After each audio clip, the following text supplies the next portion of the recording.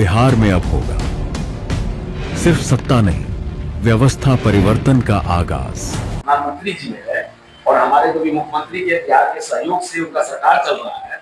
अभी हमारे मुख्यमंत्री जो योजना चाहते हैं वो पास होता है ना, लेकिन क्या पैकेज आपने दिया बिहार को, क्या दिया? अच्छा, जनता के बारे में कुछ सुनाइए। जनता वर्तमान सरकार से कितना खुश है? 13 करोड़ जनता बिहार की पीसी जा रही है। कोई ब्लॉक मातामा हो या आधार कार्ड बनवाना हो या उसको परिचय पत्र बनाना हो, कैरेक्टर बनाना हो, आप तो मीडिया चौथा स्तंभ होता है, कैरेक्टर बनाना हो, इंदिरा आवास देना हो, बीपीएल में नाम चढ़ाना हो, एपीएल में चढ़ाना हो, चाहे उसके बाद आपको जो बनता है राशन कार्ड, उसके लिए भी पैसा लिया जाता है। यही विकास। सही लोगों को चुनकर लाना होगा। अच्छा, जन स्वराज पार्टी कहती है जनता का सुंदर राज हम बनाएंगे, तो जनता कहाँ तक समझ पा रही है? जनता बिल्कुल समझ रही है। पूरा जनता के बीच पहले आदमी नहीं था, परिवर्तन की, अभी सत्ता व्यवस्था परिवर्तन की है।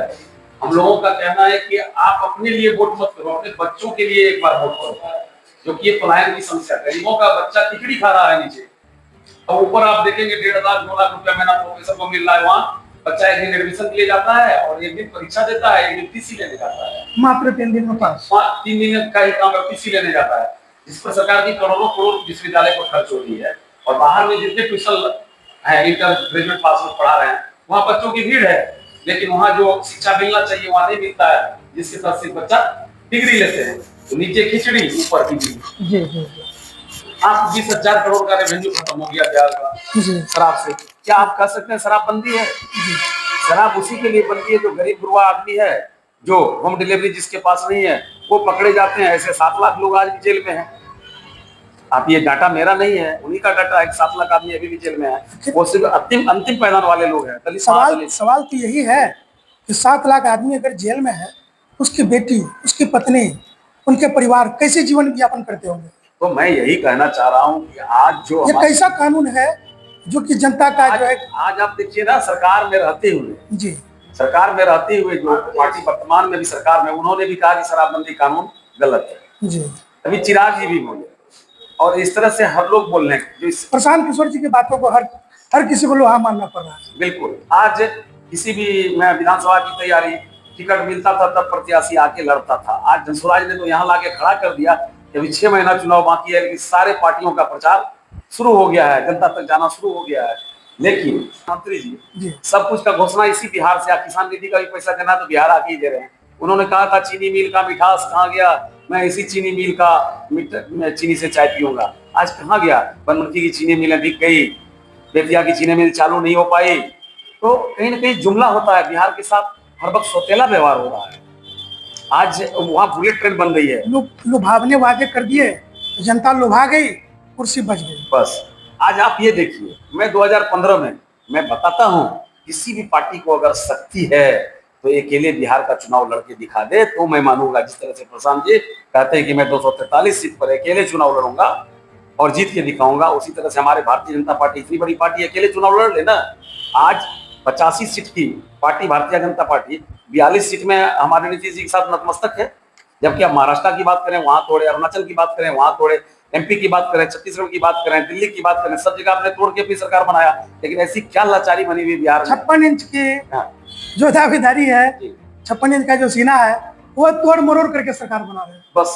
लेकिन बिहार में आपका क्या ऐसा मुसीबत आ गया कि आपने कहा नीतीश जी को कि 12 सीट हमको मिला है, आप हमको केंद्र में दीजिए, बने रहेंगे हम, और आप बिहार में, तो नीतीश जी बोले कुछ नहीं चाहिए, हमको कुर्सी चाहिए। कुर्सी पर हमारे मुखिया बने हुए 13 करोड़ जनता की कोई बात नहीं होती है। कभी प्रधानमंत्री जी को प्रणाम करते हैं पैर छू के, कभी कुछ करते हैं। उनका क्या संतुलन है? कुछ ऐसे फोकस में हमारे मुख्यमंत्री जी घिरे हुए हैं, जिससे इस बिहार की जनता की बदहाली हो रही है। सर, अंतिम समय है और घड़ी का इशारा है, ज्यादा वक्त नहीं लेंगे। मेरी सरकार यदि बनती है, अंतिम उद्देश्य आपका, मेरी सरकार यदि बनती है तो जो वृद्धा पेंशन आज बूढ़ी को 400 रुपया प्रति माह मिल रहा है, जिससे कुछ नहीं होता है, मेरी सरकार सबसे पहले बनेगी तो 2-2 हजार रुपया वृद्धा पेंशन मिलेगा, ताकि वो पति पत्नी दोनों समुचित जीवन जी सके। दूसरी बात, जो 1 से 5 क्लास का बच्चा गरीब है और खिचड़ी खा के आ रहा है लौट के, उसको मैं तत्काल तो इंफ्रास्ट्रक्चर नहीं बन पाएगा, उसको मैं प्राइवेट स्कूलों में पढ़ाऊंगा 5 तक, जब तक मेरा इंफ्रास्ट्रक्चर डेवलप नहीं हो जाता है।